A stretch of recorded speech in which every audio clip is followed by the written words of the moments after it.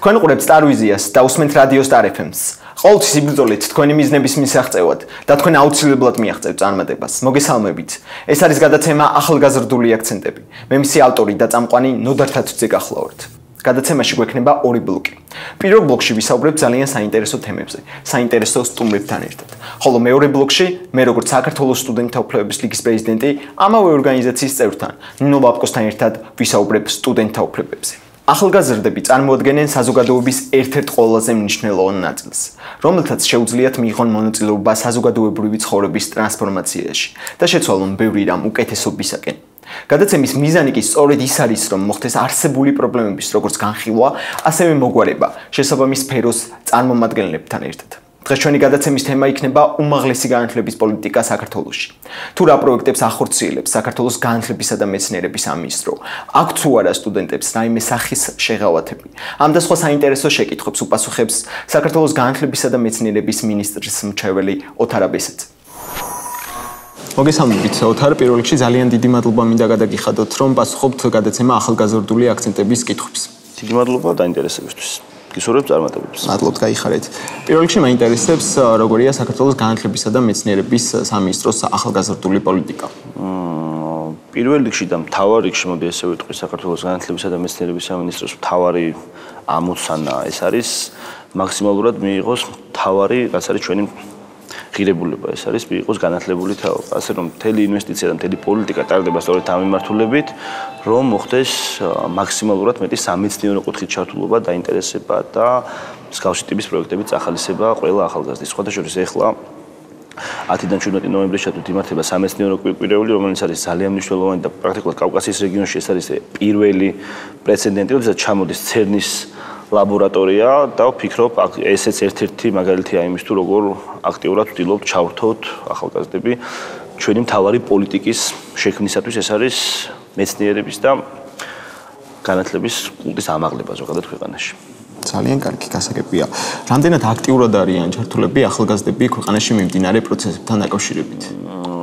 მე ვიტყოდი, რომ ძალიან მაღალია აქტიურობა, მაღალია მოთხოვნა, მოდი ესე დავარქვე ამას. მოთხოვნა იმ მოტივით, რომ პირობითად არის ბევრი კითხვები, ბევრი დაინტერესება, მრავალი შემოთავაზება და ინიციატივა. ვფიქრობ, ძალიან კარგად უღებს და უწყობს ალღოს თანამედროვე სტუდენტობა დღეს საქართველოს განათლებისა და მეცნიერების სამინისტროს პოლიტიკას. ეს ძალიან კარგია და პირიქით ჩვენც უფრო მეტ ტონუსში ვარ, მოდი ესე ვიტყვი, როდესაც სტუდენტი გთხოვს მეტს და ჩვენც შესაბამისად ვაძლევთ ყოველთვის ადეკვატურ დოზირებას. ეს არის ძალიან საინტერესო პროცესი, რომელიც შეუქცევადია და ვფიქრობ, ეს არის ყველაზე გამართლებული, რაც შეიძლება დღეს გაკეთდეს საქართველოში. მოთხოვნის შესაბამისი მიწოდების შექმნა. გასაგებია. რა პროექტებს ახორციელებს განათლების სამინისტრო ახალგაზრდული მიმართულებით? პროექტები, რა თქმა უნდა, ეს არის საგანმანათლებლო, რა თქმა უნდა, ეს მთავარი მონაპოვარი ერთ-ერთი მნიშვნელოვანი, რომელსაც ვიტყვი, ეს არის 21 უფასო სპეციალობა, რომელსაც პრაქტიკულად სახელმწიფო პრიორიტეტული საგნები რაც არსებობდა რამოდენიმეჯერ გაზარდა აქ მოთხოვნა ამ მიმართულებით და ვფიქრობ, რომ ეს არის ერთ-ერთი ყველაზე გამართლებული ნაბიჯი.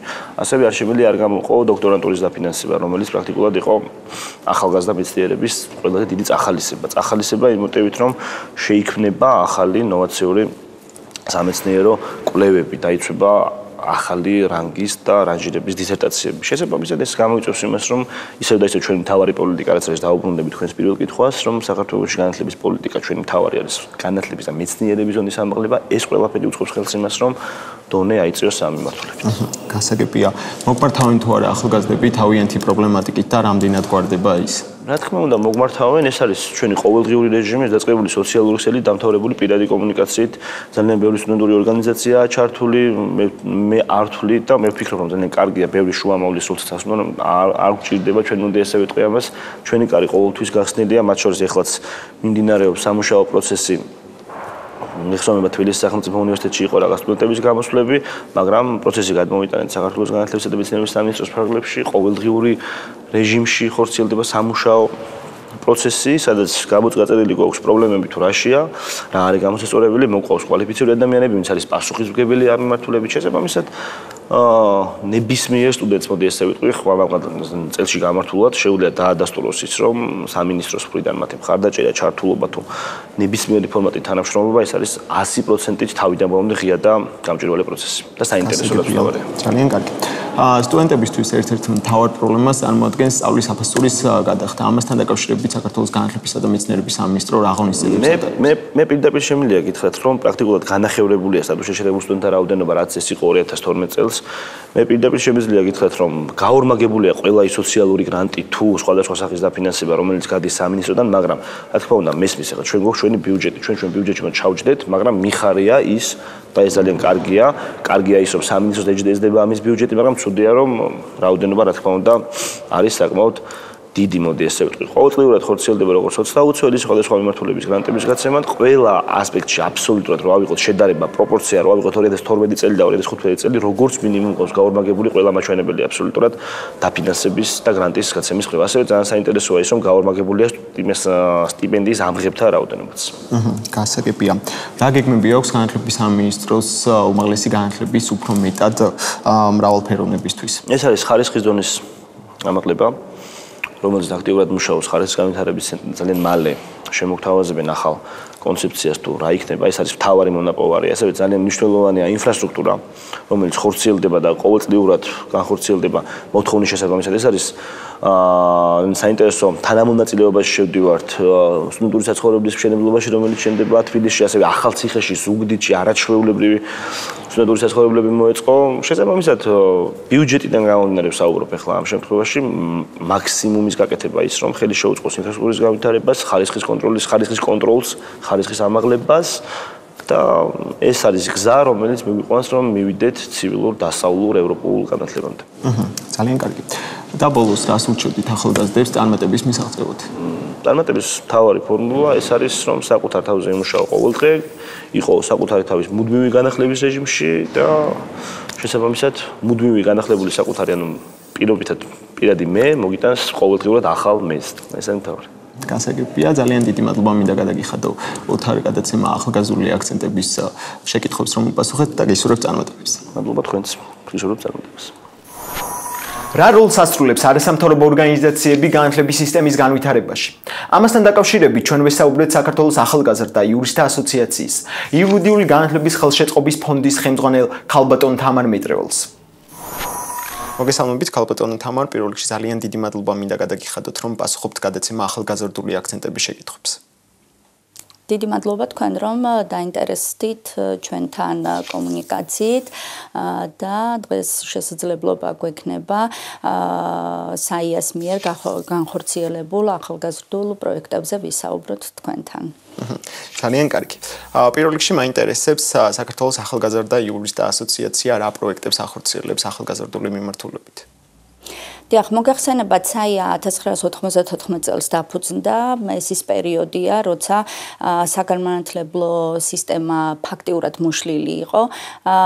ამიტომ სახელწოდებიდანაც ჩანს, რომ ახალგაზრდა იურისტთა ასოციაცია ძირითადად ახალგაზრდების, ასე ვთქვათ, თავშეყრის ადგილი იყო და ჩვენ, ანუ ამ ორგანიზაციამ სხვა სტრატეგიულ მიზნებთან ერთად ძალიან დიდი ყურადღება დაუთმო საგანმანათლებლო საქმიანობას, მისი ერთ-ერთი პრიორიტეტული მიზანი სწორედ ახალგაზრდა იურისტების განათლება და კვალიფიკაციის ამაღლება იყო. მზარდი იყო ძალიან მოთხოვნილება საგანმანათლებლო პროგრამების, იქიდან გამომდინარე, რომ უნივერსიტეტები ვერ იძლეოდნენ ცოდნას იმ პრაქტიკულ უნარჩვევებს, რომელიც იურისტებს სჭირდებოდათ შემდეგ პროფესიულ ასპარეზზე გასასვლელად. ამიტომ იურისტთა ასოციაცია მაქსიმალურად შეეცადა, რომ ხელი შეეწყო ამ პერიოდში მოგვაწე სტუდენტებისა და ახალგაზრდა იურისტებისათვის, რომ მათ მაქსიმალურად მიეღოთ ცოდნა, გამოცდილება, შეესწავლათ პრაქტიკული უნარჩვევები, რომელიც, რა თქმა უნდა, მათ პროფესიულ კარიერაში გამოადგებოდათ. ამიტომ ჩვენ თავიდანვე და პირველი პროექტი იყო იურისტთა ასოციაციის, როცა სკოლებში შევუშვით სტუდენტი იურისტები, რათა სკოლის მოსწავლეებისათვის ასე ვთქვათ ესწავლებინათ კონსტიტუციური საკითხები, ესაუბრათ ბავშვთა უფლებებზე და ასე შემდეგ. ჩვენ მაშინ საკმაოდ ბევრი სკოლა დავფარეთ, როგორც თბილისის, ასევე რეგიონების მასშტაბით და საკმაოდ წარმატებული პროექტი იყო. გარდა ამისა, ორგანიზაციაში მუდამ თავს იყრიდა ათეულობით ახალგაზრდა ყოველდღიურად, რომელიც სხვადასხვა სამართლებრივ საკითხებზე მსჯელობდნენ. მოგეხსენებათ, რომ 90-იანი, უпростоრად 97 წლიდან უკვე საკანონმდებლო ბუმი იყო, ამიტომ ნაკლები ასე ვთქვათ წარმოდგენა ჰქონდათ ახალგაზრდა იურისტებს და თვით უკვე ასე ვთქვათ უნივერსიტეტ დამთავრებულ იურისტებსაც კი, იმიტომ რომ ეს ყველაფერი სიახლე იყო, ამიტომ ურთიერთსწავლების ფორმებზე იყო აგებული ეს ყოველდღიური ტრეინინგები, შეხვედრები, სემინარები. შემდეგ ამან ძალიან ასე ვთქვათ სერიოზული ხასიათი მიიღო. ჩვენ გვაკითხავდა ასეულობით სტუდენტი, რომელსაც სურდა საიას მიერ ორგანიზებულ სასწავლო კურსებზე მოხვედრა. ამიტომ იურისტთა ასოციაციამ გადაწყვიტა, რომ ასე ვთქვათ უფრო აღმატებით ხარისხში აეყვანა ეს საგანმანათლებლო პროგრამები და ამიტომ მისი ფუნქციონირებიდან 10 წლის თავზე შექმნა ცალკე იურიდიული პირი, იურიდიული განათლების ხელშეწყობის ფონდი, სადაც დელეგირება გაუკეთა თითქმის ყველა საგანმანათლებლო პროგრამას. ფონდი უკვე დღეს წარმატებით მუშაობს და ძირითადად ორიენტირებულია ახალგაზრდების განათლებაზე.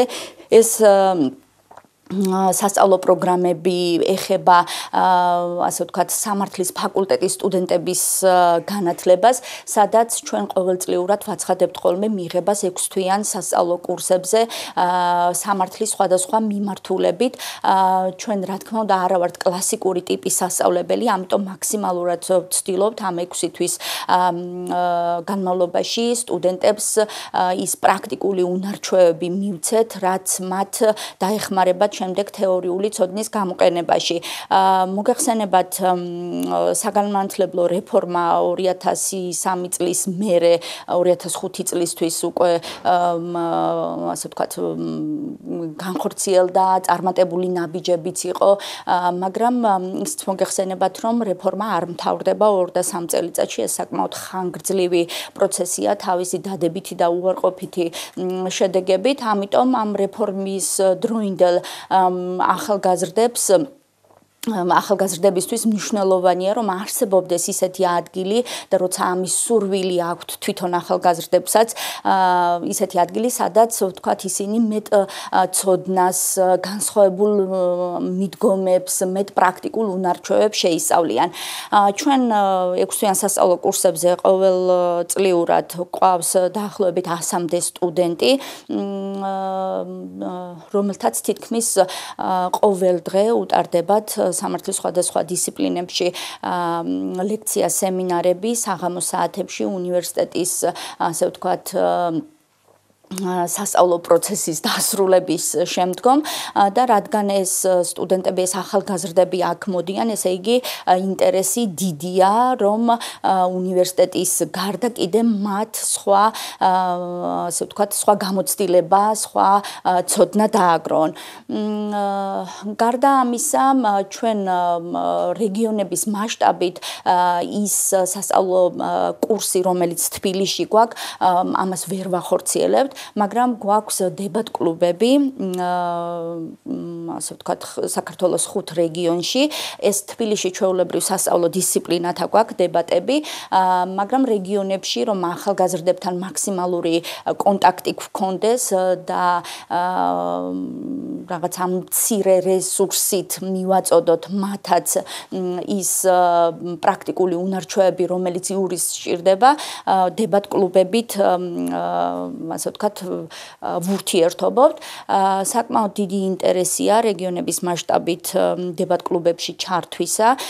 ეს დებატ-კლუბები ფუნქციონირებს ბათუმის, ქუთაისის, გორის, ზუგდიდის და თელავის მასშტაბით. ჩვენ შემდეგ ვატარებთ ხოლმე როგორც შიდა, ასევე რეგიონალურ ტურნირს. რა თქმა უნდა, ეს არის იურიდიული განათლების ხელშეწყობის ფონდის ეგიდით განხორციელებული რეგიონალური ტურნირი, სადაც ძალიან დიდი დაინტერესება ამ ახალგაზრდების. ახალგაზრდები დებატობენ არა მარტო სამართლებრივ საკითხებზე, არამედ გლობალურ საკითხებზე და ისეთ საკითხებზე, რომელზედაც იურისტს აუცილებლად უნდა კონდეს წარმოდგენა. მოგეხსენებათ, რომ ჩვენი პროფესია ისეთი პროფესიაა, რომ მარტო სამართლებრივი საკითხების ცოდნა არ არის საკმარისი. ცოტა სხვა ტიპის ცოდნასაც და სხვა ტიპის განათლებასაც ითხოვს, ამიტომ ჩვენ მაქსიმალურად ხელს უწყობთ, რომ როგორც ამ საკითხებზე ინფორმაციის მიწოდებით, ასევე იმ პრაქტიკული უნარჩვევებით მოვამარაგოთ და გავაძლიეროთ ეს ახალგაზრდები. რა თქმა უნდა, დებატების კურსი ხელს უწყობს როგორც ასე ვთქვათ, კვლევა ანალიზის უნარების განვითარებას, ასევე კონსტრუქციული დებატის ხელოვნებას, ასევე დროის მენეჯმენტს, სხვისი აზრის მოსმენის კულტურის ჩამოყალიბებას და იმას, რომ კლასიკური დებატი გულისხმობს იდეების ჭიდილს და არა პიროვნებებს შორის რაღაც საკითხებზე დებატს. გარდა ამისა, ჩვენ ახალგაზრდებთან ვურთიერთობთ იმიტირებული სასამართლო პროცესის პროექტით. ჩვენ იმიტირებული სასამართლო პროცესი გვაქვს ხოლმე საკონსტიტუციო სასამართლოში. ეს საკმაოდ ხანგრძლივი პერიოდს მოიცავს, იმიტომ რომ სანამ გამოვაცხადებთ, სანამ მივიღებთ განაცხადებს, შემდეგ სანამ სტუდენტები დაამუშავებენ სარჩელს და შესაგებელს და ამის შემდეგ ხდება იმ 8 გუნდის არჩევა, რომელიც საკონსტიტუციო სასამართლოში შემდეგ ასპარეზობს. ამას აქვს ოლიმპიადის ფორმა, უკვე 7 წელია ფონდი ამ პროექტს ახორციელებს საქართველოს მთელი მასშტაბით და როგორც ძირითადი, რა თქმა უნდა, დაინტერესება თბილისის უნივერსიტეტებიდან არის, მაგრამ მაგალითად შარშან ბათუმის უნივერსიტეტიდან იყო რამოდენიმე გუნდი, ქუთაისის უნივერსიტეტიდან, ვთქვათ, 3 წლის განმავლობაში ასე ვთქვათ, ინტერესი გამოთქვა ქუთაისის უნივერსიტეტის სტუდენტებმა. ესეც საკმაოდ, ასე ვთქვათ, საინტერესო პროექტია იმ თვალსაზრისით, რომ ფაქტურად კონსტიტუციურ სამართალს, საკონსტიტუციო სამართალ წარმოებას უკვე რეალური, ასე ვთქვათ, რეალურ გარემოში სწავლობენ სტუდენტები. რა თქმა უნდა, დონორი ორგანიზაცია აფინანსებს ამ პროექტს, რომელიც აგრეთვე საშუალებას აძლევს წარმატებულ მოასპარეზე გუნდს, რომ შემდეგ გერმანიაში სადღაც ერთკვირიანი ან სასწავლო ვიზიტით ან რაღაც მუშა შეხვედრებში მიიღონ მონაწილეობა გამარჯვებული გუნდის სტუდენტებმა და ყოველწლიურად სადღაც 80-მდე გუნდი მოგმართავს ხოლმე. აქედან განაცხადი შემოდის 80-მდე გუნდიდან, აქედან შემდეგ კაზუსის მომზადების, უბრალოდ სარჩელისა და შესაგებლის მომზადების ეტაპზე უკვე სადღაც მაქსიმუმ 50 გუნდიდან შემოდის მომზადებული დოკუმენტები, რაც საკმაოდ დიდი რიცხვია და მიუთითებს იმაზე, რომ ახალგაზრდებს ნამდვილად სჭირდებათ ამ ტიპის პროგრამები, ისინი ნამდვილად დაინტერესებულნი არიან და თქვენ წარმოიდგინეთ, იგივე მეორე კურსის სტუდენტები ძალიან დიდ კონკურენციას უწევენ უკვე მეოთხე კურსის სტუდენტებს. რა თქმა უნდა, ეს პროგრამა ჩვენთვის ძალიან პრიორიტეტულია და ამას ყოველწლიური ხასიათი აქვს და მომავალშიდაც შევეცდებით, რომ ჰქონდეს და არ გაწყდეს ამ ფორმატით ბმა ახალგაზრდებთან, რომელიც რა თქმა უნდა პირველ რიგში განათლებას ემსახურება. ფონდი აგრეთვე უფრო პატარა ახალგაზრდებთანაც, უფრო პატარა ასაკის ახალგაზრდებთანაც ურთიერთობს. ეს არის, ესე იგი, საკვირაო სკოლის ფორმატში ჩვენ ყოველწლიურად და ეს ტრადიციად იქცა, რომ სამოქალაქო განათლების საკვირაო სკოლა გავაკეთეთ, სადაც 100-მდე სკოლის მოსწავლე ეუფლება ჩვენთან სამოქალაქო განათლებისა და პრაქტიკული სამართლის საკითხებს. ჩვენ გავაფართოვეთ ამ საკვირაო სკოლის ფორმატი და ეს რეგიონების მასშტაბითაც გავაკეთეთ და წელს უკვე საქართველოს 6 რეგიონში იქნება იგივე ფორმატი, რომელსაც ფონდი თბილისში ატარებს. მოგეხსენებათ, რომ სამოქალაქო განათლება ეს დისციპლინაა სკოლაში, რომელსაც რა თქმა უნდა გაკვეთილი სახი აქვს და ჩვენ როცა მოვიკითხეთ ყველაზე ნაკლები დაინტერესება მოსწავლეების მხრიდან სწორედ ამ დისციპლინისადმი იყო და რომ ვეძიეთ ამის მიზეზებს, აქ რამოდენიმე მიზეზია, იქიდან გამომდინარე, რომ ეს არის საერთოდ ახალი მიმართულება, ახალია ჩვენთვის, ეს საქართველოსთვის. აქედან გამომდინარე, შეიძლება ინტერესი ამითაც იყოს ნაკლები. მეორე, ის რესურსი, რომელიც ამ დისციპლინას ასწავლის სკოლაში, მათ ნაკლები წარმოდგენა აქვთ იმ საკითხებთან დაკავშირებით, რომელიც სამოქალაქო განათლების საკითხები მოიცავს და ამიტომ ეს ჩვენთვის ერთგვარი დახმარების ხელია სკოლის მოსწავლეებისათვის, განსაკუთრებით მათთვის, ვისაც შემდგომში იურისტის პროფესიის არჩევა უნდა, რომ ამ ტიპის საგანმანათლებლო პროგრამა შევთავაზოთ. თუმცა ჩვენ ორიენტირებული არ ვართ ასე ვთქვათ, მომავალ იურისტებზე და სკოლის ფორმატში მომავალ იურისტებზე არ ვაკეთებთ აქცენტს.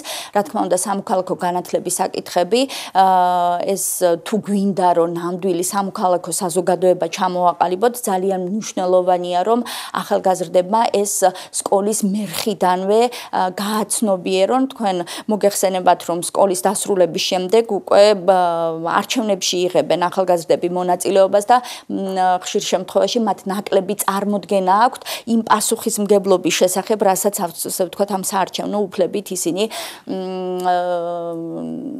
ახორციელებენ. და გარდა სკოლის მოსწავლეებისა, ჩვენ თვითონ პედაგოგებთანაც ვახორციელებთ საგანმანათლებლო პროგრამას. ჩვენ შარშან შევეცადეთ, რომ დაახლოებით 80 სკოლის 100 მასწავლებელი ქუთაისსა და თბილისის მასშტაბით მოგვეცოდა სამოქალაქო განათლების და პრაქტიკული სამართლის საკითხებზე ჩაუტარეთ მთელი რიგი ტრეინინგები, რომელიც შემდეგ, ასე ვთქვათ, მათ გაკვეთილების სახით უკვე სკოლებში შეჰქონდათ. მოკლედ, ახალგაზრდებთან მიმართებით ძირითადად ეს არის, რა თქმა უნდა, იურისტთა ასოციაცია გარდა საგანმანათლებლო პროგრამებისა და ესეც შეიძლება საგანმანათლებლო პროგრამაში ჩაითვალოს, ჩვენ იურიდიული დახმარების ცენტრები გვაქვს, როგორც თბილისის ცენტრალურ ოფისში, ასევე რეგიონალურ ოფისებში. ამიტომ აქ სტაჟირების პროგრამა საკმაოდ აქტიურად მუშაობს, სადაც უკვე მესამე კურსიდან ზემოთ სტუდენტებს უფლება აქვთ, რომ მოგმართონ სტაჟირების პროგრამაზე ჩასარიცხად და აქ უკვე ადვოკატთან, კონსულტანტთან ერთად შერჩეული სტუდენტები ახორციელებენ ყველა იმ საქმიანობას, რა საქმიანობის განხორციელებას უწევს ადვოკატს და კონსულტანტს, რა თქმა უნდა, მათი მეთვალყურეობის ქვეშ ამზადებენ სხვადასხვა ტიპის სამართლებრივი დოკუმენტის პროექტებს, ისმენენ, თქვათ, შემოსულ კითხვებს და მასზე პასუხებს, იგივე ადვოკატთან ერთად დადიან სასამართლო პროცესებზე და ეს არის ძალიან კარგი სკოლა, 6-თვიანი სკოლა, რომლითაც მართლა რეალურად იმ პრაქტიკულ უნარჩვევებს სწავლობენ მომავალი იურისტები, რომელიც აუცილებელია მათი პროფესიული წინსვლისათვის. ძალიან კარგი, ქალბატონო თამარ, ამავდროულად მაინტერესებს თქვენი აზრით, რამდენად ხარისხიან განათლებას იღებენ იურიდიული ფაკულტეტის სტუდენტები დღეს საქართველოში? მოგახსენებათ, რომ ესე იგი საგანმანათლებლო რეფორმა უკვე 2005 წლიდან, როდესაც დაიწყო და აღნიშნეთ, რომ ბევრი წინ გადადგმული ნაბიჯი იყო, მოხდა მთელი რიგი სასწავლებლების ოპტიმიზაცია, აღარა გვაქვს თქვათ 2000 და 3000 სასწავლებელი, სადაც რომელსაც ასე ვთქვათ იურიდიული ფაკულტეტი ექნება, მაგრამ ხარისხიანი იურიდიული განათლების მიღება დღეს საქართველოში კვლავ პრობლემად რჩება და აი მარტო პრობლემად კი არა, ეს არის საკმაოდ მწვავე პრობლემა.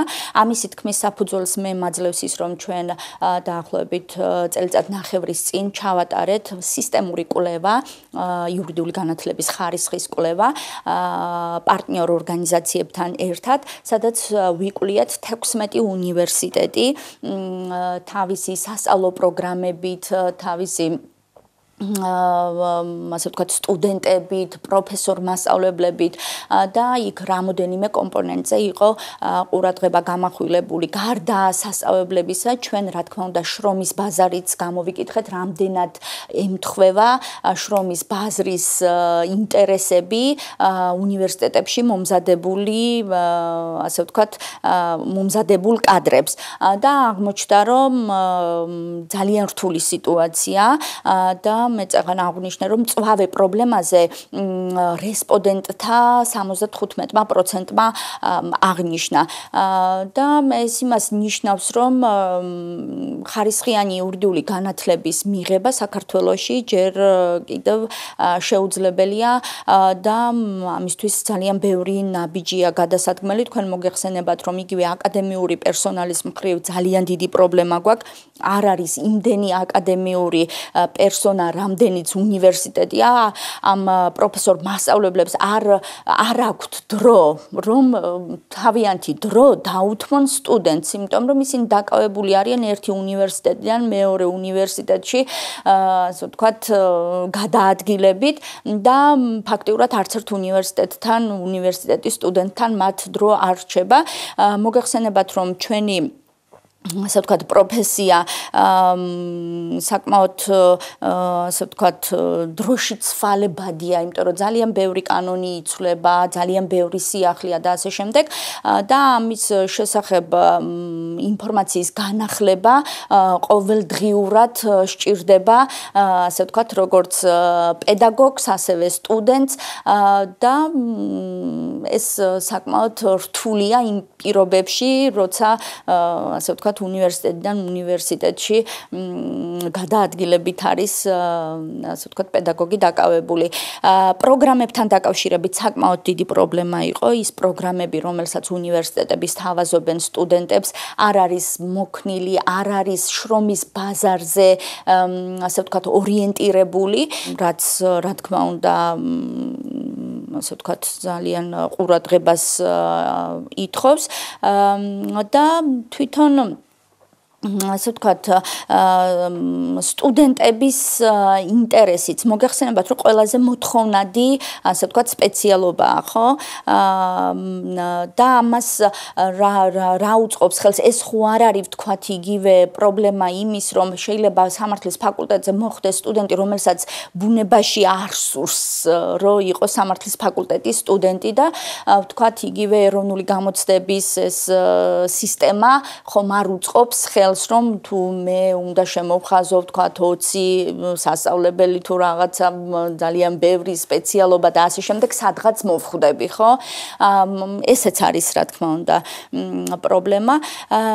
პრობლემა აგრეთვე ისიც, რომ სამართლის ფაკულტეტზე უკვე მოსული სტუდენტები, როცა საფუძველი და წეგან საუბრობდით ჩვენ, რომ სამოქალაქო განათლება იმდენად ცუდად ისწავლება სკოლებში, რომ ინტერესი ნაკლებია ახალგაზრდების ამ დისციპლინის მიმართ. როცა საფუძველს უკვე ის უნდა იძლეოდეს, რომ ვთქვათ, შემდეგ ეს სამართლებრივი განათლება დაშენებული იყოს ამ საფუძვლებზე.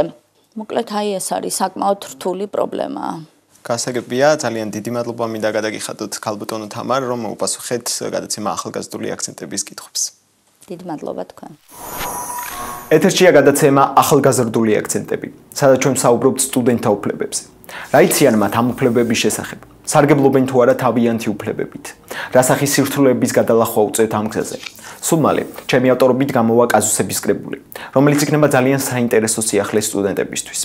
გადაცემის მეორე ნაწილში ჩვენ შემოგთავაზებთ კონკრეტულ კაზუსებს და ღიად ვისაუბრებთ და განვიხილავთ, თუ როდის ირღვევა სტუდენტის უფლება, როგორ შეიძლება მოახდინოთ ამ ყოველივეზე რეაგირება. მე ახლა შემომიერთდება დღევანდელი გადაცემის თანაწამყვანი, საქართველოს სტუდენტთა უფლებების ლიგის პრეზიდენტის სამრჩეველი ნინი ლაპკო. მოგესალმები ნინი. რას ფიქრობ კაზუსებთან დაკავშირებით, რამდენად საინტერესო სიახლე იქნება ეს სტუდენტებისთვის? მოგესალმებით. ფიქრობ, რომ სტუდენტებისათვის საკმაოდ საინტერესო იქნება კაზუსების თემა, რადგან უცხოა, არ მგონია რომელიმე გადაცემაში იყოს ეს განხილული, საკმაოდ აქტუალური იქნება და ძალიან დიდი ინტერესებს გამოიწვევს სტუდენტებში. ჩვენ ყოველ გადაცემაში შევთავაზებთ მათ თითო კაზუს განსახილველს, რომელიც კვირიდან კვირამდე იქნებათ საშუალება, რომ განიხილონ და ჩვენი Facebook-ის გვერდზე დააფიქსირონ თავიანთი მოსაზრებები. ახლა კი შემოგთავაზებთ მომდევნო გადაცემაში განსახილველ ერთ-ერთ კაზუსს. კაზუსი კი მდგომარეობს შემდეგში. ერთ-ერთი უნივერსიტეტის მესამე კურსის სტუდენტებმა ჩამოაყალიბეს უნივერსიტეტის აქტივისტთა კლუბი, რომელიც აქტიურად ჩართავდა სტუდენტებს სხვადასხვა კულტურულ, საგანმანათლებლო და სპორტულ გასართობ შეჯიბრებებში. მათ უნივერსიტეტის ადმინისტრაციას თხოვეს 4 შაბათს დღეს გამოიყოთ ერთი აუდიტორია უნივერსიტეტში, რომელშიც აქტივისტთა კლუბის სტუდენტები ლექციების დამთავრების შემდეგ შეიკრიბებოდნენ. სტუდენტებს თხოვნაზე უნივერსიტეტის ადმინისტრაციამ უარი განუცხადა. როგორ ფიქრობთ, დაირღვა თუ არა სტუდენტთა უფლებები? ნინი, ძალიან საინტერესო კაზუსი იყო, ძალიან საინტერესო იქნება აღნიშნულ კაზუსზე პასუხის გაგება, ასე რომ დაველოდოთ მომავალ გადაცემას. თქვენ ყურებთ სტარვიზიას და უსმენთ რადიო სტარ FM-ს. ეს იყო გადაცემა ახალგაზრდული აქცენტები. მე ნოდარ თათიძე ვარ. კარგად გრძანდებოდეთ.